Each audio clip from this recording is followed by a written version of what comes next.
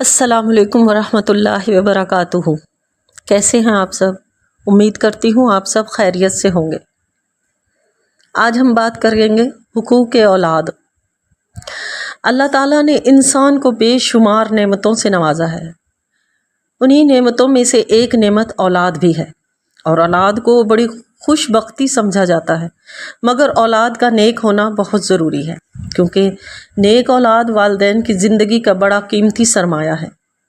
جہاں اللہ نے اولاد پر والدین کی خدمت کا فرض عائد کیا ہے، وہاں اولاد کے کچھ حقوق بھی والدین کے ذمے لگائے ہیں، تاکہ فطری تقاضے قائم رہیں اور کسی فریق کی حق تلفی نہ ہو۔ ایک شخص نے عرض کیا، یا رسول اللہ صلی اللہ علیہ وآلہ وسلم، نیکی کس سے کروں؟ فرمایا، اپنے ماں باپ سے کرو۔ اس نے کہا، وہ تو فوت ہو چکے۔ فرمایا، پھر اولاد سے کرو، کیونکہ جس طرح ماں باپ کے حقوق ہیں اسی طرح اولاد کے بھی ہیں۔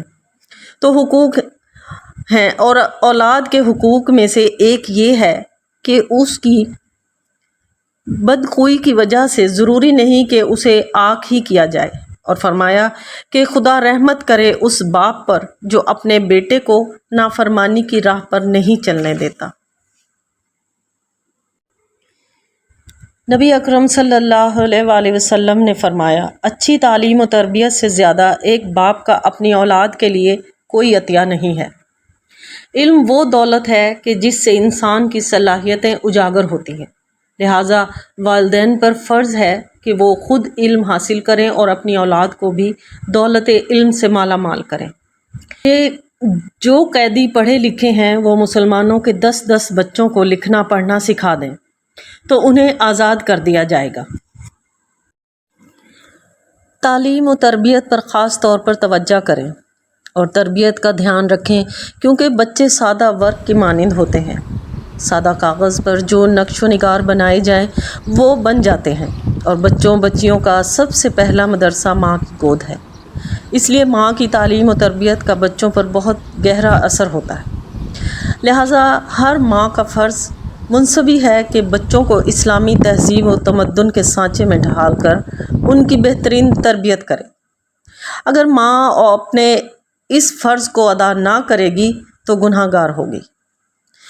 بچے جب کچھ بولنے لگیں تو ماں کو چاہیے کہ انہیں بار بار اللہ اور رسول صلی اللہ علیہ وسلم کا نام سنائے، ان کے سامنے بار بار کلمہ طیبہ پڑھے، یہاں تک کہ وہ کلمہ پڑھنا سیکھ جائیں۔ صالح تربیت کے ساتھ اولاد سے شفقت سے پیش آنا بھی والدین کے لیے ضروری ہے، کیونکہ اولاد پر رحم کرنا مسلمان ہونے کی نشانی ہے۔ رسول اکرم صلی اللہ علیہ وآلہ وسلم کا فرمان ہے کہ جو ہمارے چھوٹوں پر رحم نہ کرے اور ہمارے بڑوں کا احترام نہ کرے وہ ہم میں سے نہیں ہے۔ حضرت انس رضی اللہ تعالیٰ عنہ سے روایت ہے کہ حضور صلی اللہ علیہ وآلہ وسلم نے فرمایا کہ بچہ جب 1 ہفتہ کا ہو جائے تو اس کا عقیقہ کرو اور نام رکھو اور اسے پاک کرو۔ 6 سال کا ہو جائے تو اسے آداب کی تعلیم دو۔ 9 سال کا ہو جائے تو اس کا بستر علیحدہ کر دو۔ 13 سال کا ہو جائے تو نماز نہ پڑھنے پر اسے سزا دو، مارو پیٹو۔ 16 سال کا ہو جائے تو اس کی شادی کر دو۔ تب اس کا ہاتھ پکڑ کر کہو کہ لو بیٹا، میں نے تجھے پالا پوسا، ادب و تہذیب سے آراستہ کیا، جن چیزوں کی تعلیم لازمی تھی وہ تجھے دلوائی، اور اب تیرا نکاح بھی کر دیا۔ بس اب اس دنیا میں تیرے فتنہ سے اور آخرت میں تیرے عذاب سے اللہ تعالیٰ کی پناہ مانگتا ہوں۔ بچوں کی ہر ضد پوری مت کرو کہ اس سے بچوں کا مزاج بگڑ جاتا ہے اور وہ ضدی ہو جاتے ہیں، اور یہ عادت عمر بھر نہیں چھوٹتی۔